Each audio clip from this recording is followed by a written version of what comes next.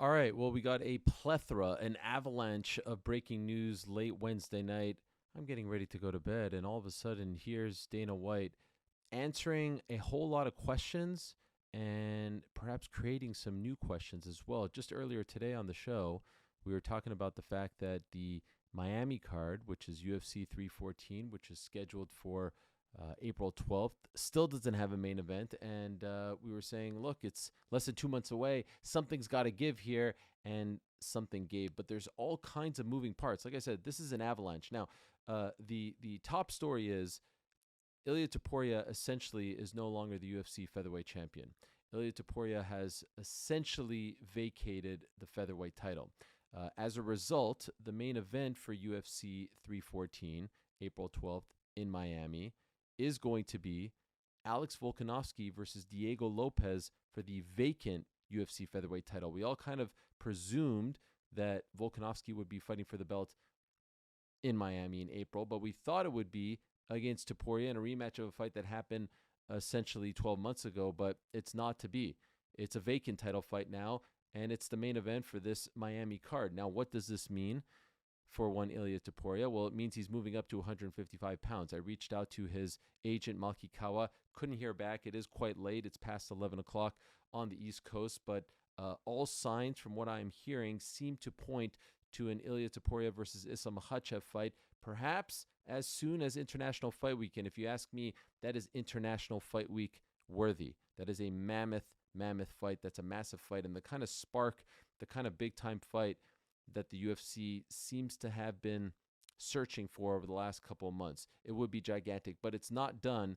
It is not signed, and Dana White said in his Instagram Live that when they have something to announce regarding Ilia Topuria, they will announce it. But the guy ain't vacating the title just to vacate the title. What I'm hearing is it's a weight cutting issue. 145 is just getting to be a little too much. He wants to go up to 155. Feels like he's done everything that he can do, is interested in doing at 145. He has the win over Volkanovski. Isn't all that blown away by the other options there. So he's going for the big dog at 155 pounds, and that's Georgia versus Russia. That's a gigantic fight. That is a mammoth fight.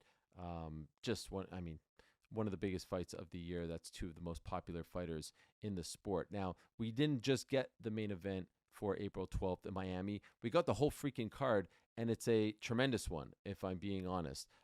Take a listen to the rest of these fights. Co-main event, 5 rounds, 155-pound division, Michael Chandler versus Paddy Pimblett. Yes, Paddy finally getting the big test, making the big leap, fighting one of the top guys at 155 pounds. A huge fight for Michael Chandler. It's not quite Conor McGregor, but it's one of the most popular fighters in the sport. Who doesn't love this fight? And it's 5 rounds. This is the sink or swim fight for Paddy Pimblett. So this is gigantic stuff, and they've been going back and forth.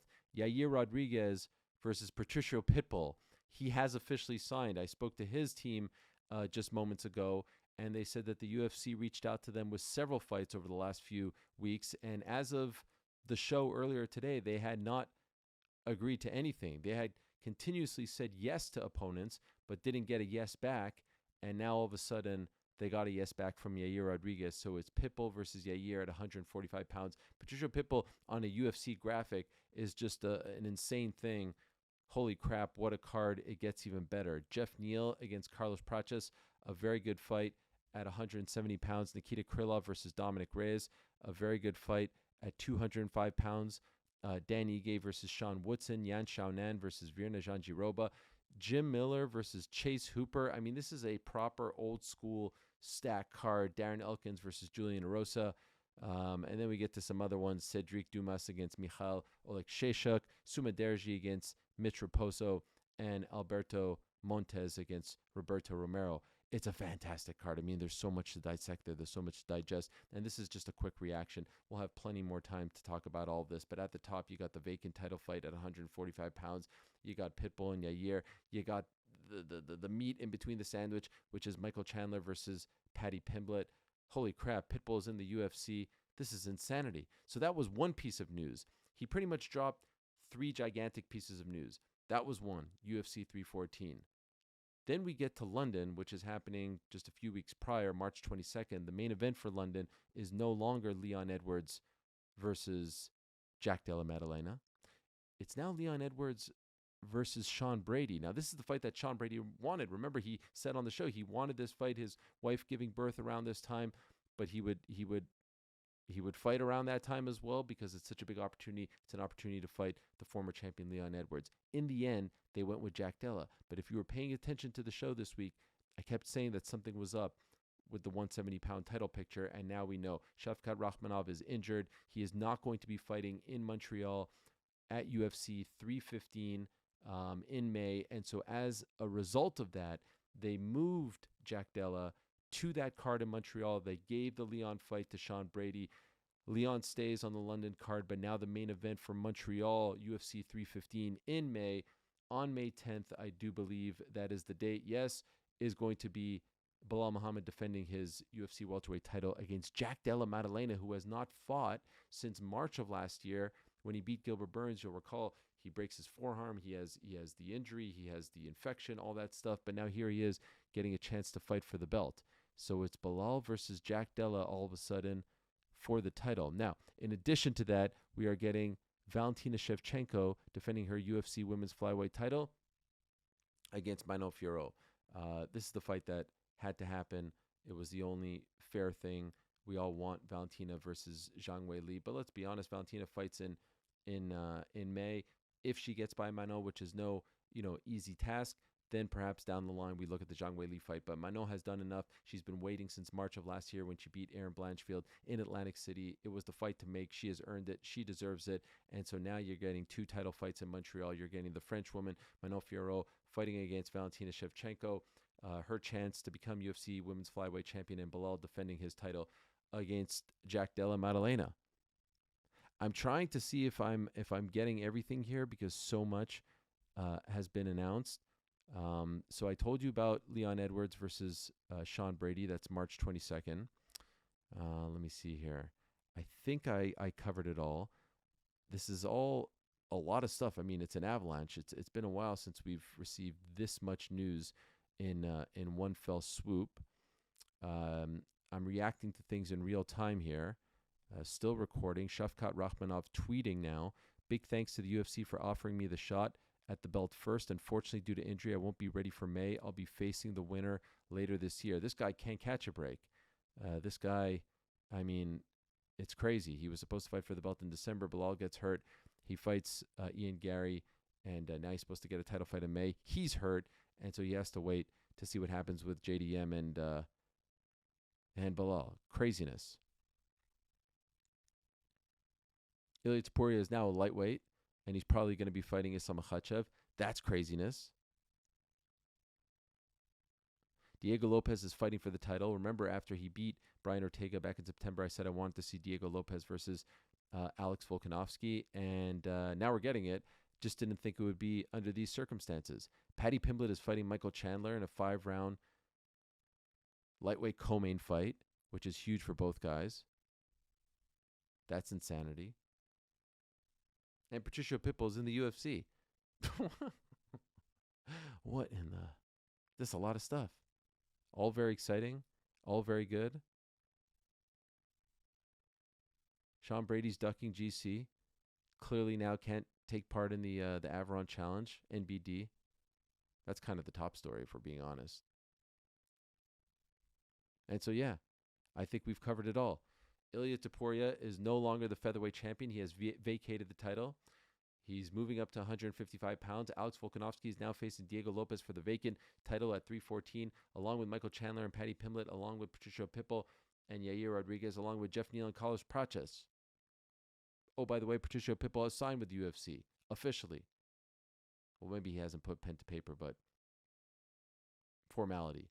Shavkat's hurt. Belal's defending his title against JDM. Sean Brady has replaced JDM against Leon Edwards in March in London. And Manon Fiorot is fighting Valentina Shevchenko. Holy shit. A lot of stuff. Very exciting stuff. The kind of avalanche of news that we've been waiting for.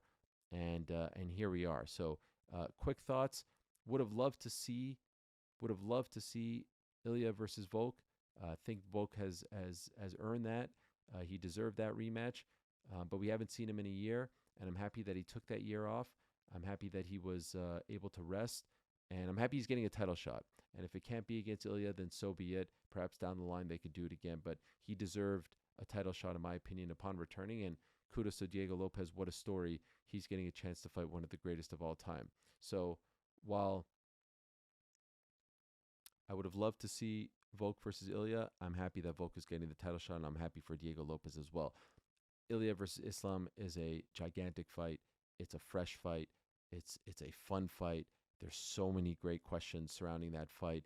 That's great for the sport. That's great for the UFC. Sign me up. I'm all in. Patricio getting a chance to fight, you know, a mainstay in this weight class over the past 10 or so years is very fun as well. Chandler versus Paddy is just brilliant matchmaking. Love that for both guys. A big time fight for Chandler, a chance to get back on track, and a sink or swim fight, if you will. A proper one. It's not too deep, but it's a proper test for Paddy Pimblett. I love that. Bummer for Leon that he didn't get the call to fight Belal again, but I can understand why. The last fight wasn't great. Fresh opponent, JDM, hasn't been active. You know, by the time the fight happens, it will be like 14 months, but I get it. I get it as well. And so they had to make a call. Ultimately, you don't want to take Leon off of London. He's too big of a deal in London, so you have him fight against a tough out like Sean Brady. Delighted for Sean, by the way. Holy shit, what an opportunity for him. He deserves it as well. Now very much in the mix, and delighted for Manon Fiorot getting the shot against Valentina was the fight to make. You know, overall, if we're grading all of this, it's an 8.5 out of 10. It's a 9 out of 10. It's a 9.5 out of 10. Not a lot to complain about. Not a lot not to like here. We're going to have much more reaction, much more dissection, much more digestion. I don't know. That sounds weird. On the Boys in the Back, Thursday at 1, crack on Friday. Much more to come, but just wanted to jump on here and give my initial instant thoughts. Thank you for watching. Sub, comment, like, do all the things that you do. We appreciate y'all very much.